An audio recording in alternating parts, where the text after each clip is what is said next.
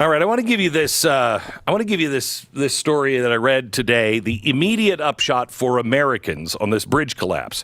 If you're waiting for a new car to come in from overseas, prepare to wait longer. The Port of Baltimore stands as the nation's leading import-export site for cars and light trucks. It's also the leading nexus for sugar and gypsum, which is used in fertilizer, drywall, and plaster.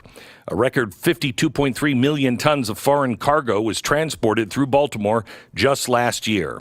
The bustling port is cut off now after the 1.6-mile bridge crumbled and fell into the river early Tuesday, blocking the only shipping lane into the port.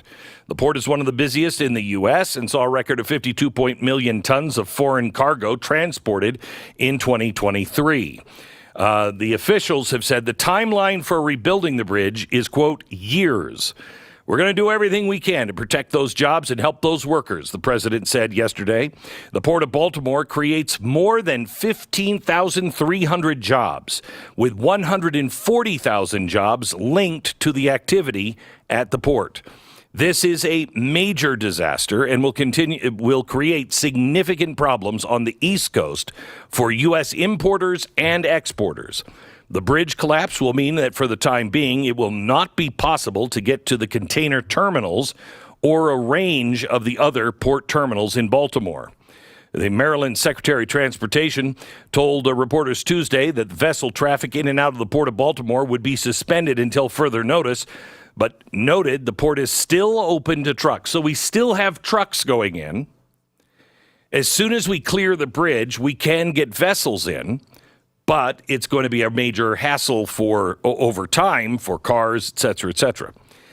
An expert on property damage cases in the shipping industry told the New York Post that the collapse will have a major impact on shipping and traffic routes in the East Coast for the foreseeable future.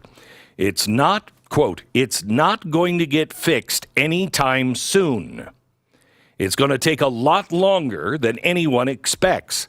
This is going to be a major problem for the Northeast. I'm sick of this. I am absolutely sick to death of all of these stories that say things like that. Have we forgotten who we are? Have we forgotten what we've done? Let me just take you on a little journey here for the American spirit. A spirit so potent and so vibrant that it has scaled towering mountains. Mountains nobody thought they could cross. Constructed marvels of engineering. Have you ever been to the Hoover Dam? We erected buildings that scraped the sky. The skyscraper was invented here. Here we are on the threshold of tomorrow. None of us know what is happening tomorrow. None of us. But I'm getting the impression that we've been so beaten down that we believe we're not going to make it tomorrow. Can I just remind you of who we come from? Our ancestors, what they did?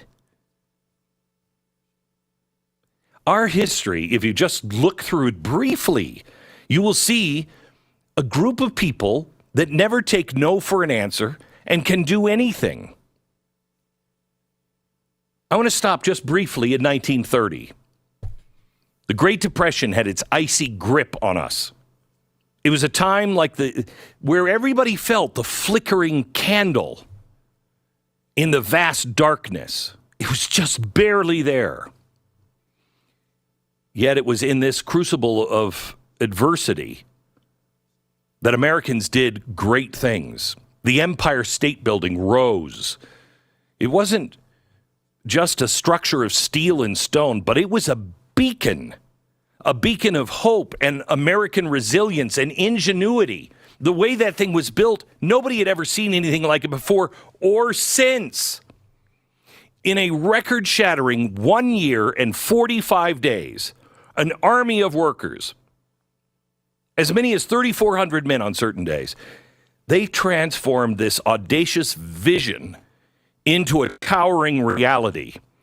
The guy who was funding it knew this thing better come in under budget, and we got to get it in here fast, or this is just going to destroy all of us. The Empire State Building wasn't constructed. It was conjured into existence with a symphony of clanging metal and roaring machines, and quite honestly, the inexhaustible spirit of its builders. There are stories. The men who were perched on the steel girders that were being flown in by giant cranes, and they sat there. There are whispered tales about how they could still feel the warmth of the freshly poured metal beneath them. That beam was still warm, even though it was poured in Pittsburgh, and then put on a train, then put on a boat, then put on a truck, then hauled up into the air. They could feel the warmth.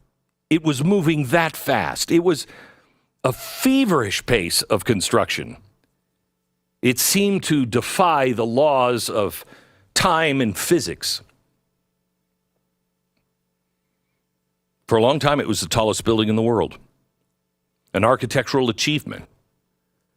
It was also a declaration to the world that America was a land where the impossible became possible. Determination, innovation, a relentless will to succeed. Yeah, but that's all old, dusty history. Why even look at that? Because they're not merely historical footnotes. They are blazing torches illuminating our path forward. They remind us, or are supposed to remind us, that when we are faced with adversity, we don't just endure it, we overcome it. We don't wait for history to chart our course. We write it with the sweat of our brow and the strength of our backs. That's who we are. Have we forgotten that? It's going to be years. We find ourselves at another crossroads, America. Faced with the challenges that threaten to dim the bright future that we all dream for our nation and for our children. The spirit that built the Empire State Building, it laid down miles of railroads that cut through the Rocky Mountains, that sent astronauts to the moon. It's still inside of every heart of every American somewhere.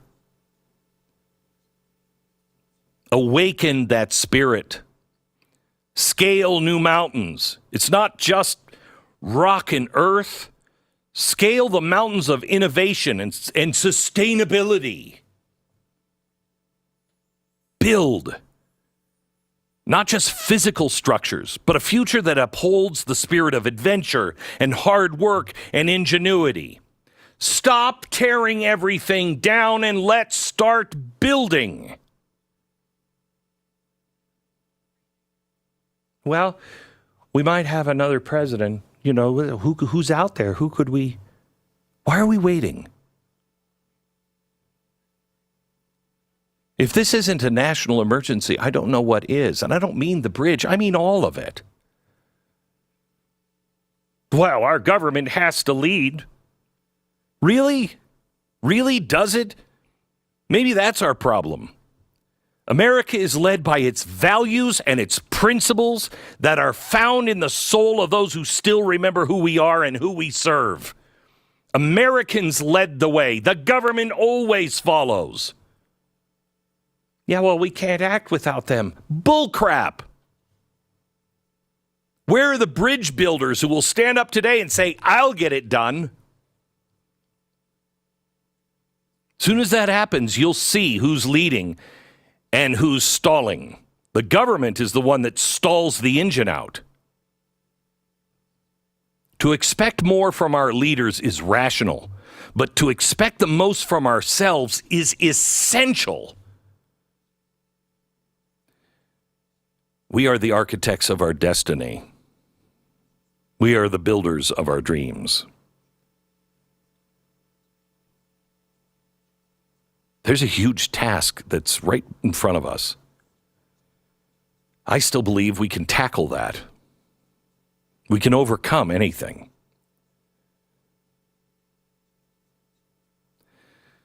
The history of America is a tapestry woven with the threads of bold endeavors, monumental achievements. The blood spilled at the Empire State Building and every other path to greatness. Let's harness the potential, not for glory, not look at us, oh, we're the best, but because we understand that in the pursuit of a better world, action is not just an option, it's our duty.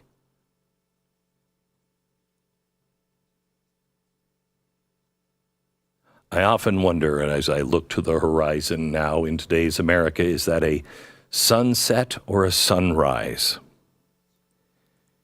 It depends on you.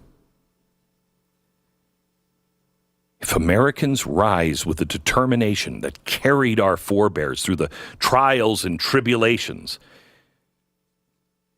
if we build with love and compassion and an unbreakable commitment to the spirit of daring, adventure, and hard work and ingenuity, we restore ourselves and our country.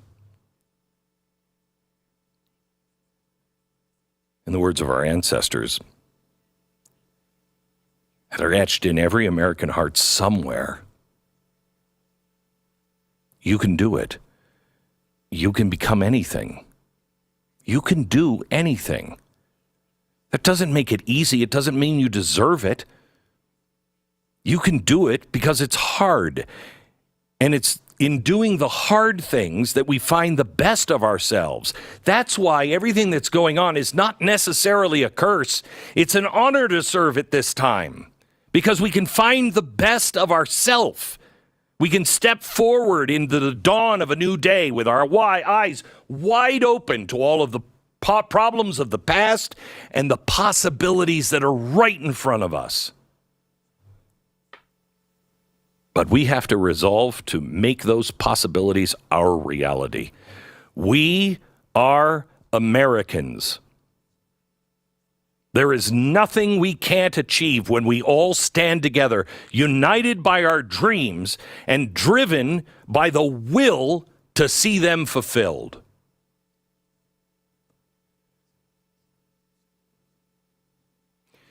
Don't listen to anybody else that tells you differently.